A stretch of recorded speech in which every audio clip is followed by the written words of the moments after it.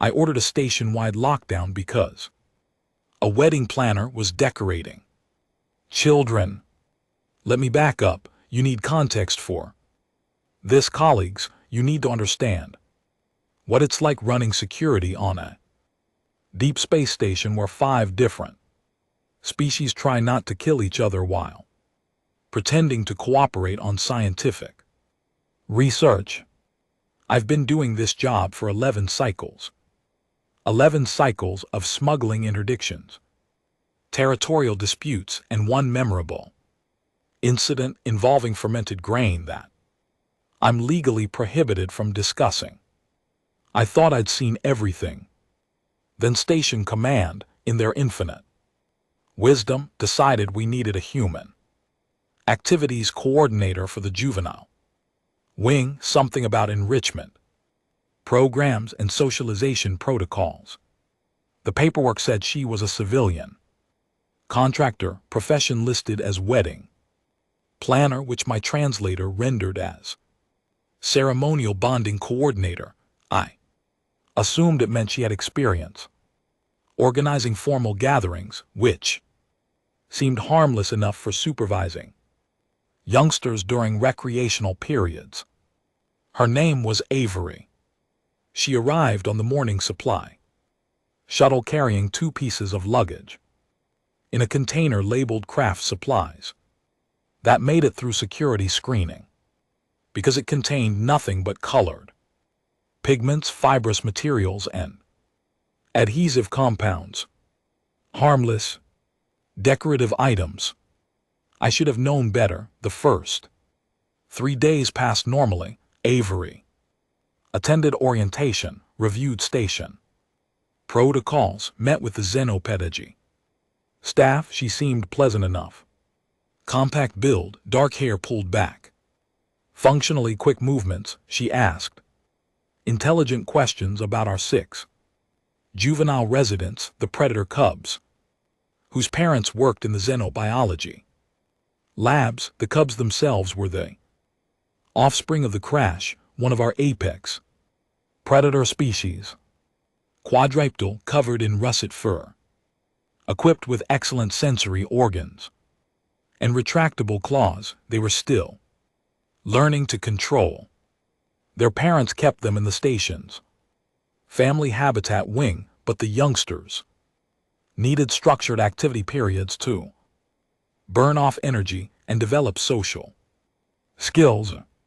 Previously, we'd simply let them play in a padded recreation space under passive supervision. They'd chase each other, practice pouncing on toys, occasionally get into minor dominant scuffles. Normal predator-cub behavior. Then Avery took over their activity coordination. Day 4, I was conducting my routine security patrol through the family habitat section. Standard procedure. Nothing special. I was reviewing incident reports on my data pad when I heard the cubs vocalizing in their high-pitched, excited manner from the recreation room. Not unusual. Cubs make noise. What was unusual was that all 6 of them were vocalizing in synchronized intervals, not the random chaotic sounds of play, but coordinated calls with rhythmic patterns. Pack communication protocols. I quickened my pace to the observation window. What I saw made my secondary hard skip. All 6 cubs sat in a perfect circle, not the loose grouping of casual play, but a precise geometric formation with equal spacing. And Avery knelt in the center, holding a small brush, methodically applying bright blue pigment to the face of the nearest cub. War paint. I'd studied enough Xeno military history to recognize tactical marking patterns, different colors for different unit roles. The blue pigment covered the cub's muzzle and forehead in geometric shapes, exactly the kind of identification marking that special operations packs used to recognize each other during coordinated strikes. My hand went to my communicator. Kessler, get to Recreation Room 5 now. Sir, what's the possible tactical conditioning of minors? Move. I entered the room with my hand near my sidearm. Not drawn, not threatening. Just ready. Avery looked up with a bright smile. Oh. Captain Vorek's perfect timing. Want to see what we're working on? The cubs turned to look at me there. Faces now covered in various colored patterns, blue, red, yellow, green each. Cub had different markings, different unit designations. Explain what you're doing, I said, keeping my voice level, face painting. She gestured to the array of small containers beside her, each filled with different colored compounds. It's great for creativity and self-expression. Plus the cubs love it, don't you guys? The cubs vocalized in unison. Coordinated response. Those markings, I said carefully, they serve identification purposes. Well, sure, each cub gets to pick their own design, makes them feel special and unique. Individual unit identity within pack structure, classic special forces. Psychology. Kessera arrived breathing hard. Her weapon hand twitched when she saw the marked cubs arranged in formation. Stand down, I told her quietly. Assessment phase. Avery seemed oblivious to our concern. She finished applying pigment to the last cub, then stood back to admire her work. Okay. Everyone, showtime. Show the captain your moves. The cubs exploded into motion. They didn't scatter randomly like normal youngsters. They moved in coordinated patterns, each one taking a specific position in the room. They formed a line, then split into two groups, then reformed into a circle, all while maintaining precise spacing. Formation drills. Very good. Avery clapped her hands together. Now show me your best poses. Each cub struck a different stance. Aggressive postures with claws extended. Weight distributed for maximum stability, combat-ready positions. I caught Kessera's eye. She'd seen it too. Avery, I said, using my diplomatic voice, could you step into the corridor for a moment? Official questions about your activity programming. She followed me out cheerfully while Kessera remained to observe the cubs. In the corridor, I chose my words carefully. Your background is listed as wedding planner, ceremonial coordination. That's right, 10 years of experience. I've organized everything from intimate garden ceremonies to 500-person cultural fusion events. And this involved tactical training. She laughed. Tactical? I mean, I guess you could say wedding planning requires strategy. Seating charts are basically diplomatic negotiations. Timelines need military precision, and vendor coordination is like logistics management. That didn't answer my question. The cubs, I pressed, you're teaching them formation protocols, unit identification markers, coordinated movement patterns. Avery's expression shifted from amused to confused. I'm teaching them a game. We're pretending to be superheroes. Each cub picked their favorite color and we made costumes with the face paint. Then they practiced their superhero poses. Superheroes? Yeah, you know, characters with special abilities who work together to solve problems. It's imaginative play, great for cognitive development and social bonding. I stared at her. She stared back, still smiling. Behind us, through the observation window, the cubs had begun what Avery probably thought was play fighting. What I saw was sparring practice. They paired off, taking turns in mock combat while the others watched and learned from each other's techniques. Peer training exercises. Avery, I said slowly, in your culture, is it normal to teach combat coordination to juveniles through recreational activities? Combat captain, they're playing. Kids play fight all the time. It's how they learn boundaries and physical awareness. They're learning strike patterns. They're learning not to hurt each other. While having fun, they're developing pack tactics. They're making friends. We stared at each other across a gap of cultural incomprehension. My communicator chirped. Kesra's voice came through tense. Sir, you need to see this. I returned to the observation window. While we'd been talking, Avery had apparently introduced a new activity. The cubs now chased each other in a specific pattern, touching a designated point on the wall before running to the opposite side of the room. It's a relay race, Avery explained, rejoining me. Team building exercise. They take turns running the course. I watch the cubs execute perfect interval spacing, each one departing exactly 2 seconds after the previous one reached the checkpoint. They maintained optimal speed for their physiology, never colliding, never breaking formation. Military drill precision in creatures that should barely understand the concept of taking turns. How long have you been training them? I asked quietly. Training. This is day 4. We're just playing games. 4 days. In 4 days, she'd taken 6 uncoordinated predator cubs and turned them into a functional unit with communication protocols, identification systems, and drill proficiency. Either she was the most naturally gifted tactical instructor I'd ever encountered, or human recreational activities were far more sophisticated than our intelligence files suggested. The cubs finished their relay race and immediately formed up in their circle, again looking to Avery for the next instruction. She clapped her hands. Okay, who wants to play freeze dance?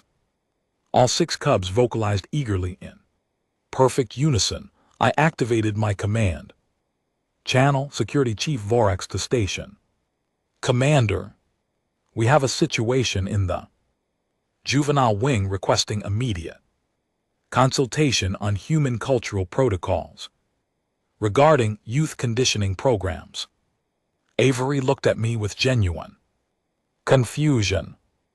Is something wrong? That's when the cubs, still painted in their unit identification colors, decided to show me their new favorite game. They scattered to hiding positions around the room, went completely silent, then simultaneously ambushed a piece of equipment in the corner with coordinated precision that would make a special forces insertion team proud.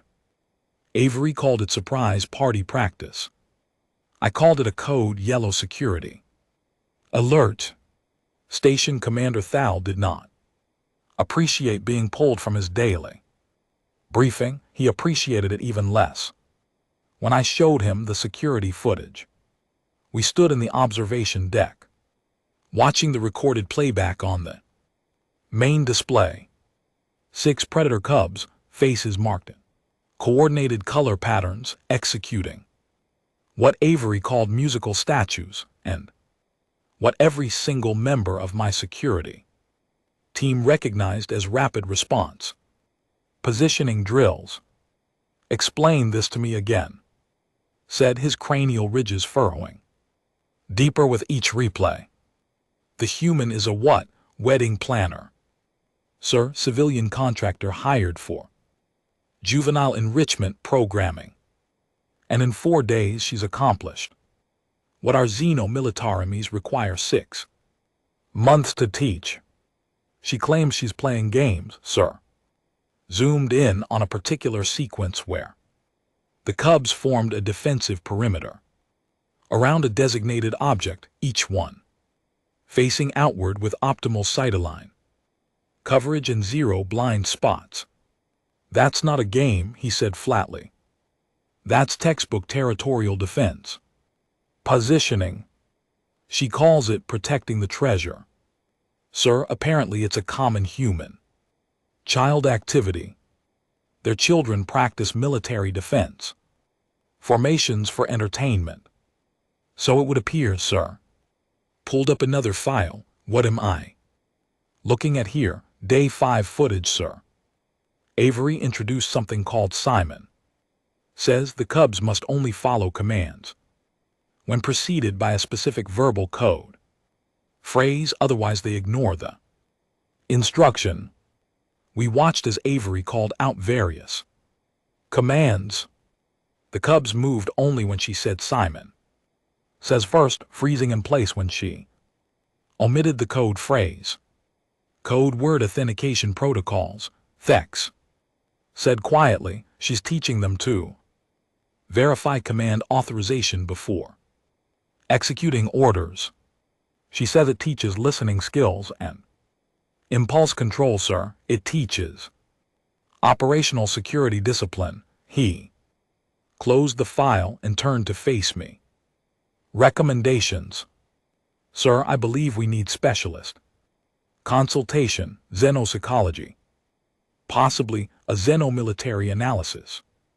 We need to understand if this is deliberate conditioning or if human recreational activities naturally produce combat-ready individuals. And if it's deliberate, then we need to know why a wedding planner has advanced tactical training expertise. Thal accessed his command console. Get me Dr. Thelvin, tell him it's priority classification. Dr. Thelvin arrived within the hour, carrying his assessment equipment and wearing his professional skepticism like armor. He'd heard my preliminary report and made his opinions on overreactive security protocols quite clear. That lasted until he observed Avery's next activity session. She'd set up an obstacle course, simple enough concept. Padded barriers, crawl tunnels, balance beams. The cubs would navigate the course for physical exercise, except the course layout precisely matched infiltration training configurations. Low crawls under sensor lines, balance walks across narrow approach vectors, vertical climbs with minimal handholds. It's just playground equipment, Avery explained when Thelvin questioned her. Kids love obstacle courses, burns energy, builds confidence, develops motor skills. And the specific arrangement, Thelvin asked carefully, why this particular layout, flow and challenge progression?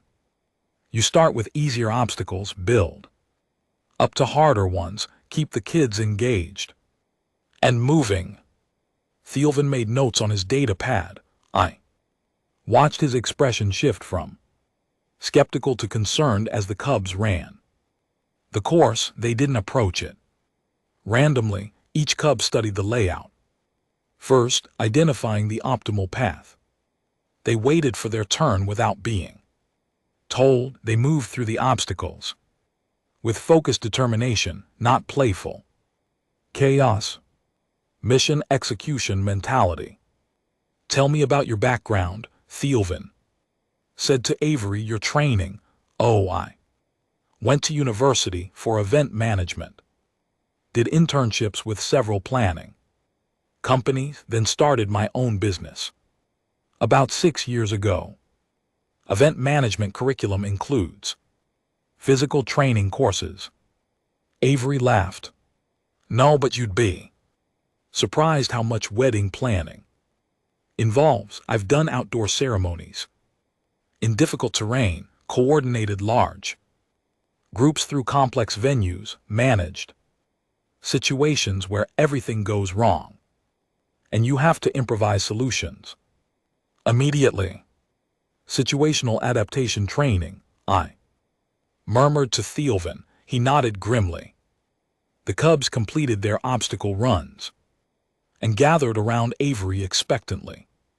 She produced a container of small, colored fabric squares. Okay team, new game. It's called Capture the Flag. We're going to split into 2 groups. My hand went to my communicator. Instinctively, Avery divided the cubs into 2 3-member units. She placed a colored fabric square at each end of the recreation room.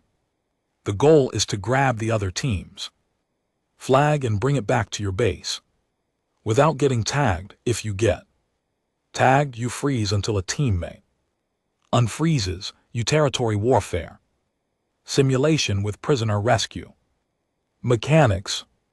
The cubs took to it immediately. They didn't just run randomly at the opposing flag. They strategized. They coordinated. One cub would draw attention while another flanked. They used the obstacle course equipment as cover. When a cub got tagged and frozen, their teammates executed extraction maneuvers. Thielvin stopped taking notes. He just stared. This is remarkable, he said quietly. Tactical sophistication, the team coordination, the adaptive strategy. Doctor, is this normal for human children? I asked. I don't know, but I need to find out. Over the next 3 days, Thielvin conducted extensive observations. He brought in 2 colleagues from the Xenos psychology department. They recorded everything, analyzed every interaction, cross-referenced human cultural databases. Meanwhile, Avery continued introducing new games. Red Rover turned out to be defensive. Line breach training. Duck Duck Goose was perimeter rotation with rapid response designation. Hide and seek developed stealth, positioning and search pattern methodology. Every single game, when analyzed through a military lens, served as tactical skill development, and the cubs absorbed it all with terrifying efficiency. On day 8, I found Thielvin in the observation room at Zato 300 hours, reviewing footage for the 5th time. You should rest, doctor. I can't. He gestured at the screen. Look at this. Day 4, the cubs had basic coordination. Day 8, they're executing complex, multi-phase operations with backup contingencies. Their pack cohesion scores are higher than adult military units. Your assessment: either this human is a covert military instructor using recreational programming as cover, or human children naturally develop combat-level tactical skills through play activities. He rubbed his eyes. Both possibilities are equally disturbing. We need to know which one. Agreed. I've requested her full background check from human authorities, but Vorax theirs. Something else. He pulled up new footage from that afternoon. Avery had introduced face paint designs again, but this time she taught the cubs to paint each other's faces. Watch their interactions, Thielvin said. The cubs worked in pairs, carefully applying pigments to each other's faces. They vocalized softly, reassuringly. When one cub made a mistake, the other didn't react aggressively. They helped each other, corrected gently, showed patience. Pack bonding, Thielvin said, but not dominance-based. It's cooperative, supportive. They're developing trust bonds that transcend typical predator hierarchy structures. Is that significant? It's revolutionary. Do you understand what she's done? She's taken 6 juvenile predators from different family units with different dominants, potentials, and forge them into a cohesive team where every member values the others equally. He looked at me. Military units spend months trying to achieve this level of psychological integration. She did it in 8 days with face paint and games. So she is a military instructor. Or human social development is far more sophisticated than we realized. Thielvin closed his files. I need to interview her directly. Tomorrow, formal psychologic assessment. Agreed, I'll sit in Vorax. One more thing, he pulled up a schedule on his data pad. She submitted a request for the main assembly hall tomorrow evening for a performance showcase where the Cubs will demonstrate everything they've learned to their parents. I felt my pulse quicken. She's planning a tactical demonstration. That's my concern. If those Cubs perform coordinated military maneuvers in front of their parents, we'll have a diplomatic incident. The Crush parents might interpret it as unauthorized military conditioning of their offspring. Cancel it on what grounds? She followed proper venue reservation protocols. Station regulations allow family events. Then we attend full security presence. If anything goes wrong, we shut it down immediately. Thielvin nodded slowly. Agreed, but Vorax, I think we should confront her first before the showcase. Demand answers about her true background and intentions. That's when my communicator chirped with an urgent message from Kesra. Sir, you need to get to Recreation 5. Now the Cubs are performing something called freeze dance, and their reaction times are matching veteran combat response speeds. I looked at Thielvin. He grabbed his assessment equipment. We ran. We arrived to find Avery playing music from a portable audio device while 6 Predator Cubs moved in synchronized patterns around the recreation room, not dancing, maneuvering. When the music stops, you freeze, Avery called out cheerfully. The music cut off. 6 Cubs locked into absolute stillness in 0.3 seconds, not gradual stopping, instant immobilization with 0 momentum bleed, combat freeze. Response, the kind of reaction control that takes soldiers years to develop. The ability to halt all movement instantly to avoid detection or triggering proximity sensors. Thielvin's scanning equipment beeped. Urgently, he stared at the readings. Physiologically impossible, he whispered. Their muscle control, neural response. Time, the coordination required to stop that fast without losing balance. Juveniles shouldn't be capable of this.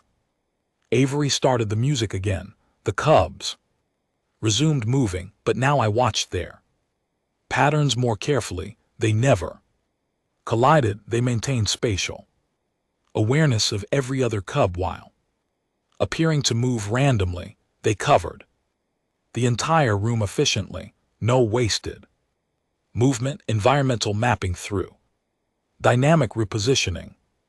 The music stopped. 6 Cubs froze again, this time in positions that gave them optimal sight lines to every entrance. And every other Cub, defensive positioning masked as a game. Magnificent, Avery clapped. You're all getting so good at this. Okay, one more round, then we'll practice our showcase routine. Stop, I said, stepping into the room. Stop the activity. Avery paused, finger hovering over her audio device. The Cubs turned to look at me, still frozen in their tactical positions. Captain, is something wrong? Dr. Thielvin needs to conduct assessments immediately. Kessler cleared the Cubs to the holding area. Holding area. Avery's expression shifted from confused to alarmed. What's going on? Why are you treating them like prisoners? Standard protocol for psychological evaluation, Thielven said smoothly, already moving toward the cubs with his scanning equipment. Nothing concerning, just routine measurements. But the cubs sensed the tension. They moved closer together, forming a protective cluster, not aggressive but clearly united, a pack protecting itself.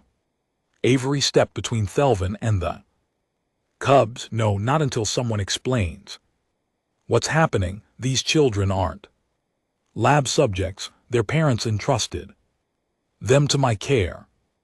Your care has produced neurologically impossible results, Thielven said. I need to understand how. By playing freeze dance, by having fun, by conditioning combat-level response capabilities into juvenile nervous systems that shouldn't be capable of processing those reaction speeds. Avery stared at him. You think freeze dance is combat training? We think you are not what you claim to be, I said carefully. Your background states wedding planner, but your methods produce results consistent with advanced military instruction. So you're accusing me of what exactly? Being a spy, a secret operative sent to train alien children. We're asking for honesty about your qualifications and intentions.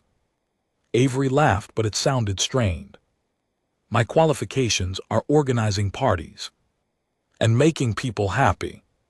My intention is to help these cubs develop social skills and burn off energy so they don't drive their parents crazy. That's it. Then explain the tactical proficiency.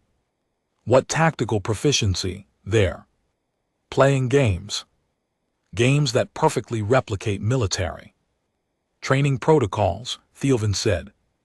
Formation drills, communication systems, response conditioning, unit cohesion development, pack bonding. Through cooperative exercises, every activity you've introduced serves a combat preparedness function. Or, Avery said slowly, maybe human. Children's games help kids learn teamwork, communication, physical coordination, and social bonds because those are useful life skills for any social species. We stared at each other across another chasm of incomprehension. One of the cubs vocalized softly, questioning sound. The others responded, maintaining their protective cluster. You're scaring them, Avery said quietly. They don't understand why you're upset. Can we please talk about this somewhere else?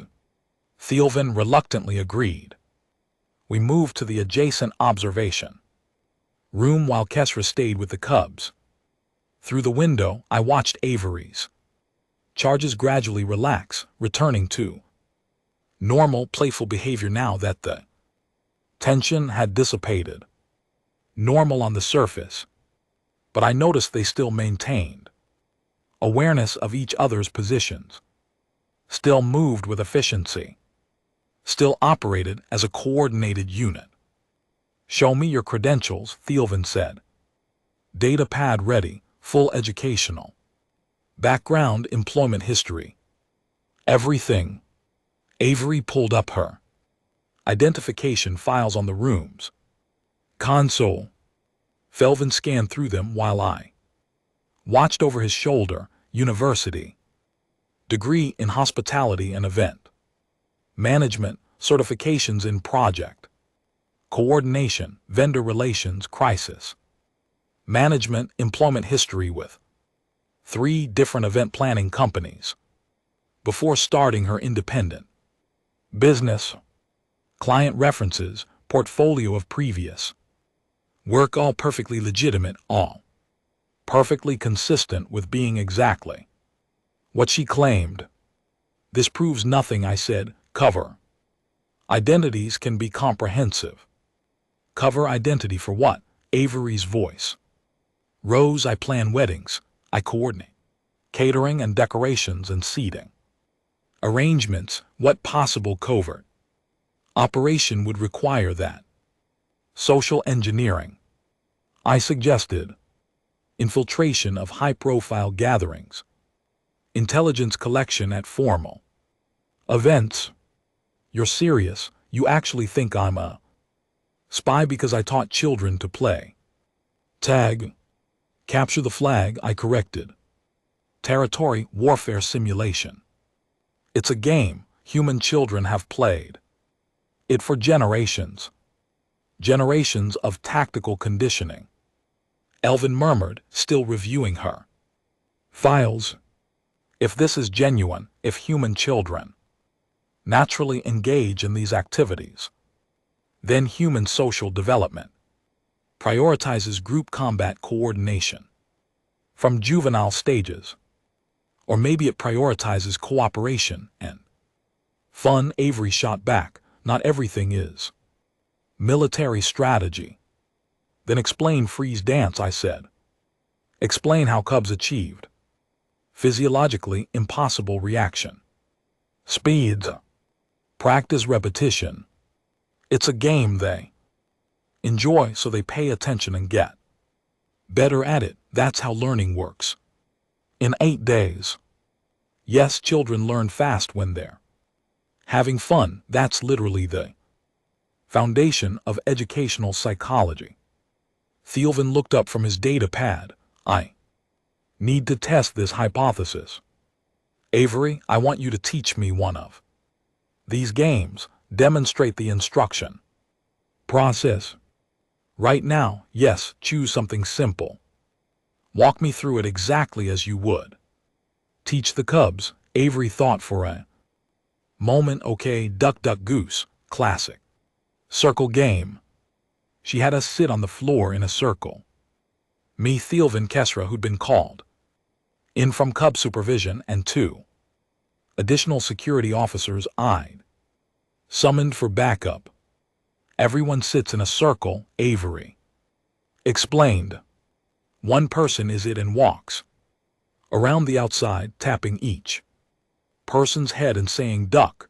When they say goose instead, the person who got tapped has to jump up and chase them around the circle. If the goose catches them, the person stays it. If they make it back to the empty spot, the goose becomes it. She demonstrated walking around our circle, tapping heads. Duck, duck, duck, goose. She tapped Kesser, who looked at me uncertainly. Participate, I ordered. Kesra jumped up and chased Avery around the circle. Avery made it back to the empty spot, laughing. See, simple fun. Now Kesra is it. Kesra awkwardly walked around the circle, tapping heads. Duck, duck, goose. Officer Rentag jumped up, chased. Kesra caught her easily. Good rank. Is it now? We played for 10 minutes. Despite myself, I began to see the appeal, the anticipation of being chosen, the excitement of the chase, the social rotation that kept everyone engaged. And then Thielvin stopped taking his turn and started taking measurements instead. Fascinating, he muttered, scanning us with his equipment. Elevated engagement indicators across all participants. Dopamine production increased. Social bonding markers activating. And look at the behavioral patterns. He showed me his data pad. We'd unconsciously formed a more perfect circle. We'd started anticipating the tapping pattern, tracking the person who was it with peripheral awareness. We'd adjusted our response readiness based on proximity to the tapper. Low-level tactical awareness developing naturally from gameplay. It's real, Thielvin said quietly. She's not conditioning them. The games themselves naturally produce these results. Human recreational activities are inherently tactical because human social development requires these skills. For what purpose, I asked. Survival, presumably. Humans evolved as cooperative hunters.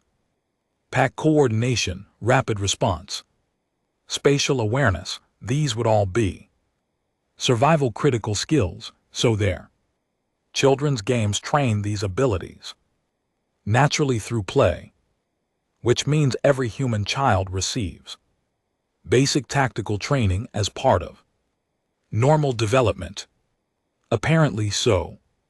I looked at Avery, who'd been watching, our realization with growing amusement. So when humans interact with other species children, I said slowly, they instinctively teach tactical skills, because that's how their own young play. We teach cooperation and fun, Avery corrected. The tactical stuff is your interpretation. From our perspective, we're just helping kids make friends and stay active. But the results are the same. I guess, but intent matters. I'm not trying to create soldiers. I'm trying to help cubs enjoy their time on the station and develop healthy social relationships. Thielvin was still analyzing data. The showcase tomorrow, what exactly are the cubs going to demonstrate? Just the games we've been playing. Musical chairs, relay races, freeze, dance, capture the flag. I'll narrate what each game teaches about teamwork and cooperation. The parents will see how much their cubs have bonded and how happy they are. The parents will see a tactical demonstration. I said only if you're looking for tactics. If you're looking for happy children playing together, that's what you'll see. The Crush are a warrior species. They will see tactics. Avery's face fell. Oh no, are they going to be upset? I didn't mean to cause problems. That depends on how they interpret the showcase, Thielvin said. If they believe you've been training their cubs for combat without authorization, yes, they'll be very upset. If they believe you've been fostering healthy development, they may be pleased. How do I make sure they see the second thing? You can't control their perception, but you can control your presentation. He thought for a moment. Emphasize the social bonding, show them how the cubs support each other, make it clear that cooperation and friendship are the goals, not combat readiness. But what if the games themselves look too tactical? Then I said quietly, we'll have a diplomatic incident tomorrow evening. Avery sat down heavily. I just wanted to help. I thought playing games would be fun for them. And it has been, Thielvin assured her. The cubs are demonstrably happier, more confident, better socialized. You've achieved every goal of the enrichment program. The complication is that you achieved it through methods that our military specialists immediately recognize as tactical training. So what do? We attend the showcase, I said, all of us. We observe the parents' reactions. We intervene if necessary to prevent misunderstanding. And if they're angry, then I explain that Station Command approved your activities and that all protocols were followed. The responsibility falls on us, not you. That's not fair to you. It's my job to handle diplomatic complications. I stood. Prepare your showcase. Avery will be there tomorrow to ensure it proceeds smoothly. She nodded, still looking worried. We left her in the observation room and returned to the corridor. Through the window, I could see the cubs playing together. Their face paint faded, but their bonds clearly strong. Thielvin, I said quietly, what if the parents do interpret this as combat training? What if they demand we continue it? Then we'll have accidentally created the most effective juvenile tactical development program in known space, he said, using games and face paint. Galaxy isn't ready for that. No, he agreed, it really isn't. The assembly hall had never felt smaller. I'd positioned security at every entrance, not as a show of force, just standard protocol for gatherings involving multiple species. That's what I told myself anyway. Truth was, I half expected this to explode into an interspecies incident that would haunt my career for the next decade. The Crash parents arrived early, all 6 sets of them, large, powerful beings, covered in russet and gray fur, moving with the confident grace of apex predators.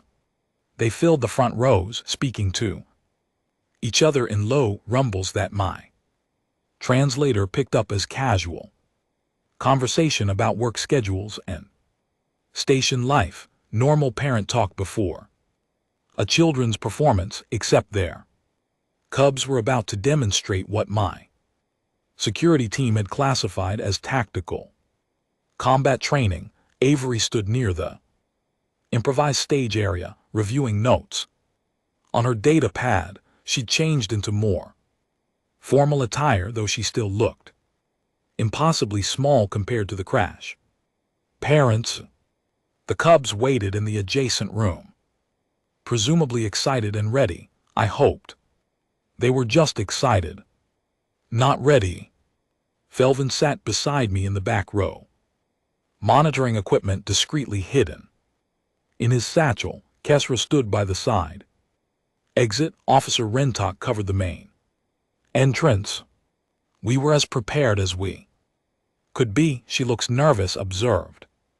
She should be. If this goes wrong, it goes very wrong.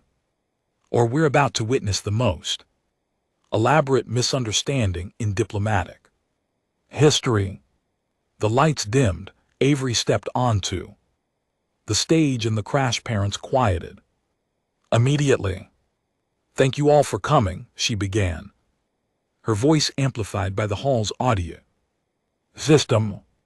Over the past 2 weeks, I've had the absolute joy of working with your cubs. Today they want to show you what they've learned about teamwork, friendship, and having fun together. Safe opening. No mention of tactics or training. Before we start, I want to emphasize that everything you're about to see comes from games that human children have played for generations. The goal has always been simple: help the cubs bond with each other, build confidence, and enjoy their time on the station. Several Crush parents made sounds that my translator interpreted as approving acknowledgement. So without further delay, let me introduce our amazing performers. The cubs bounded onto the stage, and I immediately tensed. They'd painted each other's faces again, bright coordinating colors, and they moved in formation. But Avery was already narrating. As you can see, the cubs helped each other with face paint. Today they chose their own colors and designs, then painted each other. This activity teaches patience, trust, and cooperation. One of the Crash mothers leaned forward, studying her cub's painted face. Her expression was unreadable. Our first game is called Musical Chairs, Avery continued. Several chairs had been arranged in a circle. The cubs walk around the chairs while music plays. When the music stops, everyone finds a seat. One chair gets removed each round. She started the music. The cubs circled the chairs with that same efficient movement pattern I'd observed before. Perfect spacing, environmental awareness. When the music stopped, they moved to seats with tactical precision. I watched the parents. They were smiling.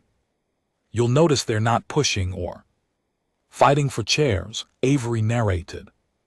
They've learned to move quickly, but safely. The cub who doesn't get a seat isn't out, they just cheer for the others. We modified the rules so everyone stays included.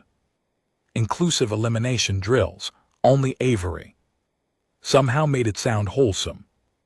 The game continued. Cubs were eliminated, chairs were removed, and each eliminated cub joined Avery on the sidelines to cheer for their friends. When only one chair and two cubs remained, the parents leaned forward. With interest, the music stopped. Both cubs lunged for the final chair.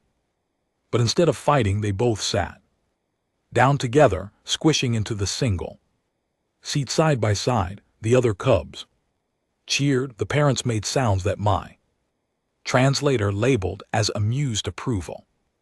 Everyone's a winner when we work together, Avery said, and I realized she just reframed competitive elimination as cooperative achievement. Next up, relay races. The cubs formed two teams lining up at one end of the stage. Avery placed markers at the opposite end. Each cub runs to the marker and back, then tags the next teammate.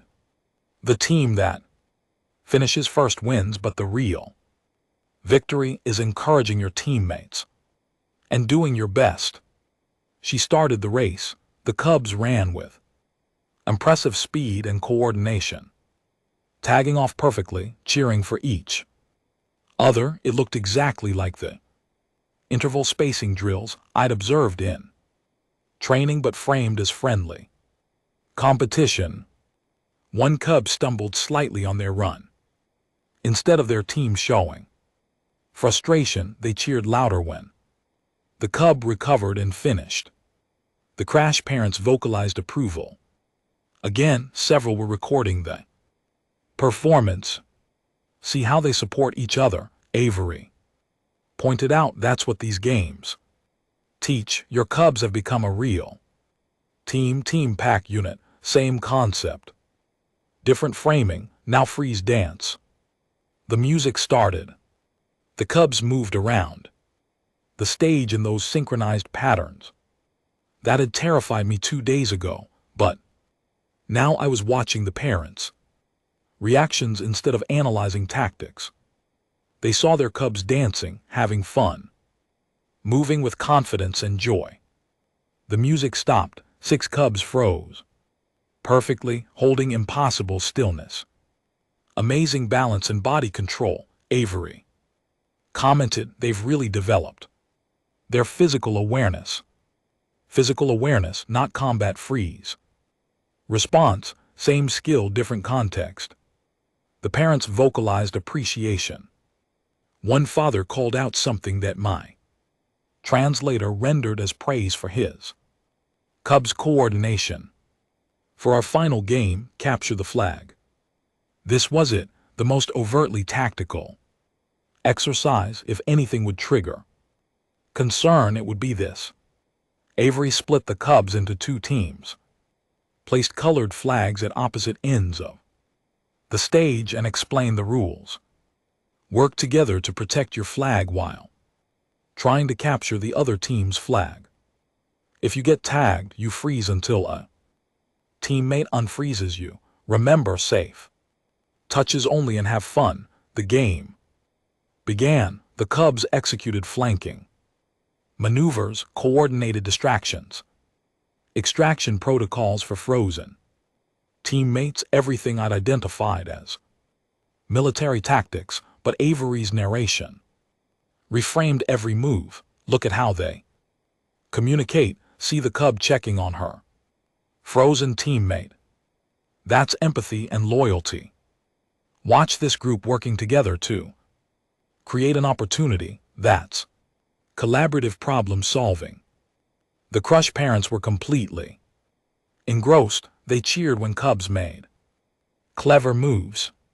They laughed when a cub got caught and made exaggerated frozen poses. They saw children playing an exciting game, One team captured the flag. All 6 cubs immediately gathered. In the center, winners and losers, together celebrating the game itself, rather than the outcome. And that's what I love most about your cubs, Avery said, voice warm. They learned that playing together is more important than winning. They support each other, include each other, and genuinely care about each other's happiness. The parents stood up. My hand moved toward my communicator, ready for crisis response. They were applauding. All 12 Crash parents standing in, applauding their cub's performance. Not with concern, not with suspicion. With pride. The cubs bowed, faces painted in bright colors, tails wagging with excitement.